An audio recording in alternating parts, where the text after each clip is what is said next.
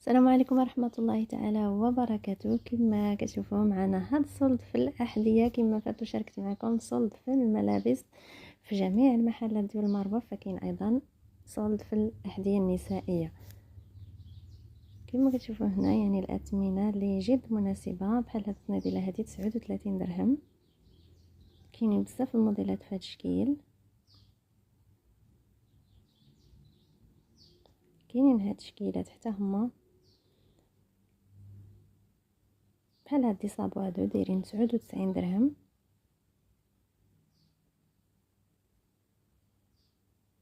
هادو كلهم يعني فيهم صلد. بالنسبه لهادو 39 درهم. هاد الصبيبطات هادو 99 درهم.